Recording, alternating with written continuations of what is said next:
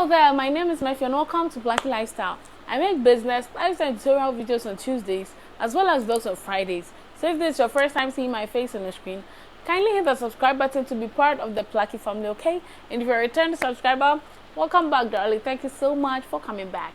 So in this video, we are going to talk about pros and cons of living alone.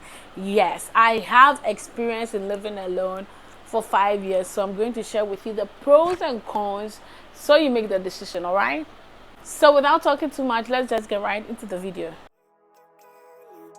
I'm going to start with the cons, and number one of the cons, the disadvantages, the negative effects of living alone is loneliness. You all know that living alone, like being by yourself, comes with loneliness, and honestly it is not easy dealing with loneliness. With someone, living with your family, you do feel lonely. Now imagine living by yourself. It is really lonely. Like, there are times you get back home, you are sad and you want someone to console you, but you do not have anybody there to talk to. Sometimes you come back home, someone really gets you angry, and you wish you have someone at home that you're going to rant to, because ranting on phone or text doesn't really hit hard like ranting it to the person's face. Like having someone you can rant everything, like whatever happened during your day, like being able to come home like you're tired. There's someone who has prepared a meal. It's raining. Oh, someone who has prepared a meal for you.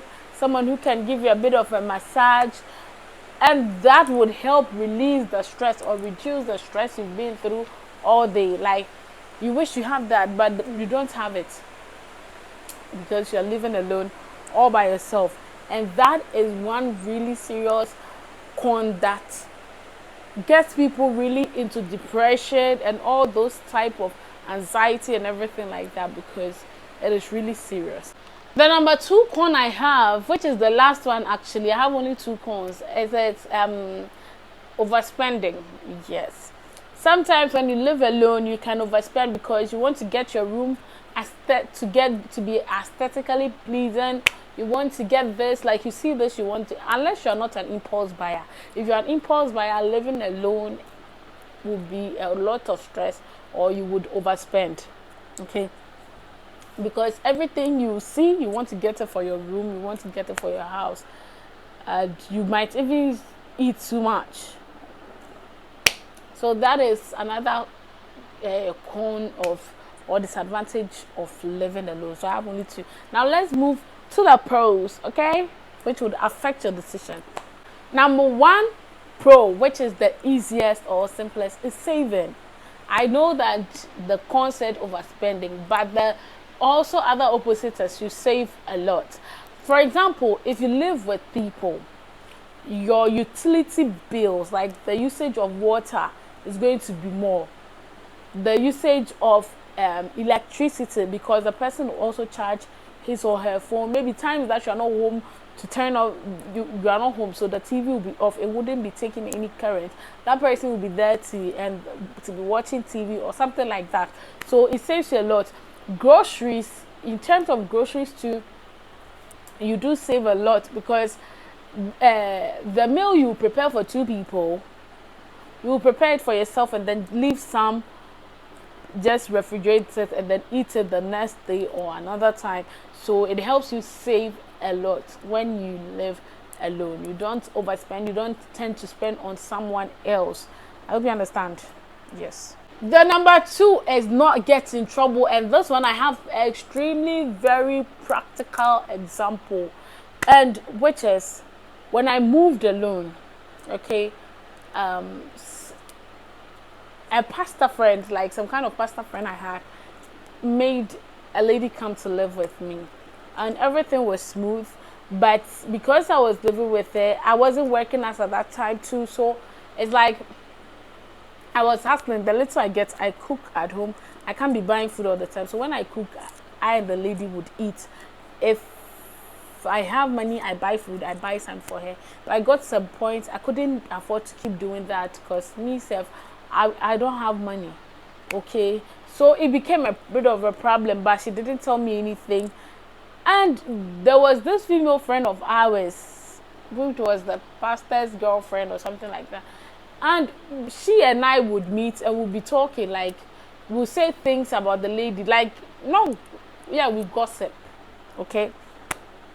Like, we say normal things about the person. And like things that disturb me as a person, and she would also say some. But at the end of the day, she would turn around to go and tell the lady that I said this and that without telling her point of view, like what she said. And then the lady would be mad at me, but because she's living with me, she wouldn't confront me, she wouldn't say anything. She would come home and you see her moody, we are all quiet and everything. And it was annoying, it was really stressful. But would you do? Even though the person talks to you, but you can see that there's a bit of coldness in that. So to avoid that stress, living alone would be better.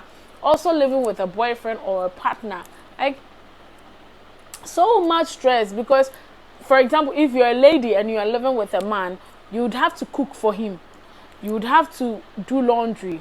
If you don't have a sensible man who knows that cooking is not just for women, you would have to do cooking, you'd have to do laundry, you'd have to do all sorts of things for the person.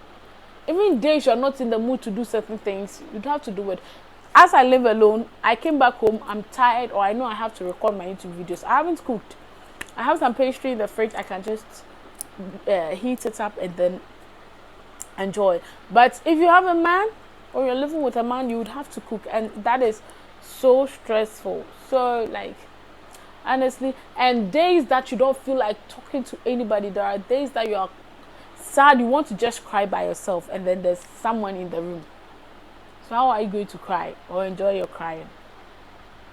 You see, so it is. 3, enjoy your own company. And this is actually very fulfilling. Like, you're able to romanticize your life, plan things for yourself, have dinner nights,